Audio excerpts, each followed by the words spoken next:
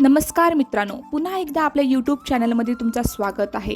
तर आज आपण पाहणार आहे पारंपरिक पद्धतीचं कैरीचं लोणचं कसं बनवायचं, तेही वर्षानुवर्ष टिकणारं. चला तर मग रेसिपीला सुरुवात करूया. तर इथं मी 1 किलो कैरी 2 तास पाण्यात भिजत ठेवली आहे. त्यानंतरला आपल्याला ही कैरी स्वच्छ पुसून म्हणजे ह्याच्यावरचं पाणी जे आहे ते पूर्ण आपल्याला ड्राय करून ह्याचे आपल्याला जसे हवेत तसे आपल्याला तुकडे करून घ्यायचे आहेत. इथं पाहू शकता तुम्ही, मी इथं तुकडे करून घेतलेले आहेत. हे तुकडे आपल्याला एका सुती कापडावर पसरून घ्यायचे आहेत. त्यानंतरला ह्याच्यामध्ये जर काही मॉइश्चर असेल तर ते आपल्याला पुसून घ्यायचं आहे. नेहमी जी कैरी आहे, आपण लोणच्यासाठी जी कैरी वापरतो तर त्या कैरीची साल एकदम पातळ असलेली कैरी निवडा. म्हणजे काय होतं, जर साल पातळ असेल तर ह्याच्यामध्ये जो मसाला आहे तो व्यवस्थित मुरतो. म्हणून लोणच्यासाठी एकदम पातळ असलेली साल असलेली कैरी वापरा. त्यानंतरला दुसरं टिप म्हणजे जी कैरी आपण वापरतो लोणच्यासाठी तर त्याच्यामध्ये एक गोट तयार झाला पाहिजे. म्हणजे जर गोट तयार झालेला असेल तर ती कैरी आहे त्याचं लोणचं एकदम असं घट्ट राहतं. म्हणजे ते लोणचं जरी आपण 7-8 महिन्याने उघडलं तरी ते लोणचं मऊ पडत नाही आणि घट्ट असं लोणचं राहतं. तर त्यासाठी आपल्याला हे कोय जी आहे ती घट्ट झालेली असली पाहिजे. तर असा आपल्याला कैरी जी आहे ती लोणच्यासाठी निवडायची आहे. तर त्यानंतरला आपल्याला ही जी कैरी आहे तर ह्याचं सगळं मॉइश्चर आपल्याला पुसून घ्यायचं आहे. तर हे जे गोट आहे तर ह्याच्यामध्ये एक पांढरा थर असतो, तर तो आपल्याला स्वच्छ व्यवस्थित पुसून घ्यायचा आहे.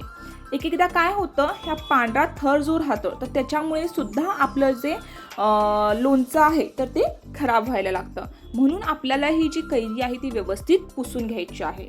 त्यानंतरला आपल्याला हे जे कैरीचे फोड आहेत तर हे आपल्याला किमान कमीत कमी एक 5 ते 6 तास आपल्याला वाऱ्यावर वाळत घालायचं आहे. कडक उन्हात नाही, तर कोमट ऊन चालेल किंवा आपण घरामध्ये सुद्धा पसरून ठेवू शकतो.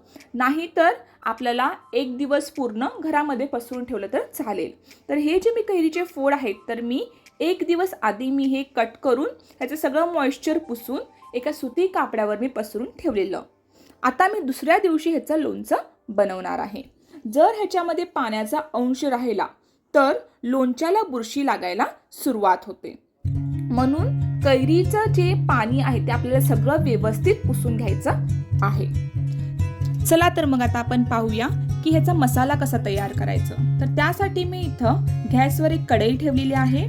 तर या कढईमध्ये आपल्याला आता इथं 2 चमचे बडीशोप घेतलेले आहेत, 3 चमचे मोहरी घेतलेली आहे, 1 चमचा धने घेतलेले आहेत, एक अर्धा चमचा मेथी दाणे, अर्धा चमचा लवंग आणि अर्धा चमचा मिरे घेतलेले आहेत. तर हे आपल्याला मंद गॅसवरती छान असे खरपूस भाजून घ्यायचे आहेत. इथं तुम्ही मोहरीचे दाणे सुद्धा वापरू शकता. त्याच्यानंतरला इथं जी आपण मेथी दाणे वापरलेले आहेत ते नेहमी भाजून किंवा तळून घाला तेलामध्ये.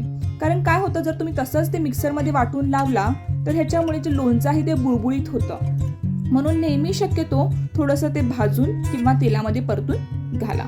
आता ते थंड होईपर्यंत आपण कैरीला मसाला लावून घेऊ.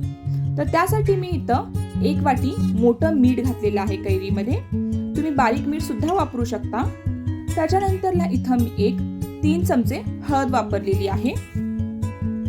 त्याच्यानंतरला इथं मी 4 चमचा तिखट घालून घेणार आहे. ही भिंगी पूड आहे. म्हणजे हे तिखट जे आहे ते तेवढं तिखट नाहीये, पण ह्याचा रंग जो आहे तो खूप सुरेख येतो. आता हे आपल्याला मिक्स करून घ्यायचं आहे. चला तर मग हे आपण आता बाजूला काढून ठेवू आणि मसाला वाटायला घेऊ. तर इथं मी मिक्सरच्या भांड्यामध्ये जे मसाले आपण भाजून घेतलेले थंड करून ते मी आता मिक्सरच्या भांड्यामध्ये काढून घेतलेले आहेत. तर हे आता आपल्याला मिक्सरमध्ये थोडं बारीक करून घ्यायचं आहे. तर इथं मी हे मिक्सरला बारीक होऊपर्यंत मी आता इथं थोडेसे लसूण घेते, जे की मी नुसतं पाकळ्या करून घेतलेल्या आहेत. ह्याला आपल्याला फक्त थोडंसं मोठं मोठं ठेचून घ्यायचं आहे, जास्त बारीक करायचं नाही. फक्त ते जे आहेत लसूण ते फुटले पाहिजेत. हे सुद्धा आपल्याला लोणच्यात घातल्याने लोणच्याला एक वेगळीच चव येते. त्यानंतरला आता हे जे मसाले आपण लावलेले तर ह्याच्यामध्ये आपल्याला जो मिक्सरला बारीक केलेला मसाला आहे तो घालून घ्यायचा आहे.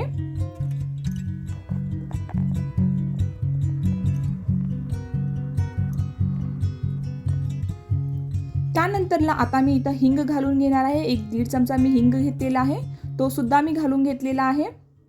त्यानंतरला मी मोहरीचं तेल इथं कढईमध्ये गरम करायला ठेवलेलं आहे. हे तेल गरम झाल्यावरती ह्याच्यामधलं अर्धं तेल आपल्याला वाटीमध्ये सेपरेट काढून घ्यायचं आहे आणि अर्ध्या तेलीमध्ये जे लसूण आपण फोडलेले होते ते आपल्याला तळून घ्यायचे आहेत. आणि हे थंड झाल्यावरती आपल्याला हे ज्या कैरीमध्ये आपण जे मसाले लावले होते त्याच्यामध्ये ओतून घ्यायचं आहे. त्याच्यानंतरला आपल्याला इथे एक काचेची भरणी लागणार आहे. तर ह्या भरणीत जे आपण मसाला सगळा लावून घेतलेली कैरी आहे ती आपल्याला ह्या डब्यामध्ये काढून घ्यायची आहे. तर इथं तुम्ही पाहू शकता मी काढून घेतलेलं आहे. आता जी शिल्लक वाटी मी तेल ठेवलं होतं बाजूला ते मी आता वरून ह्याच्यामध्ये घालून घेतलेलं आहे. आता ह्याला आपल्याला झाकण लावून व्यवस्थित मिक्स करून घ्यायचं आहे. आणि आता असं हे आमचं लोणचं बनून तयार आहे.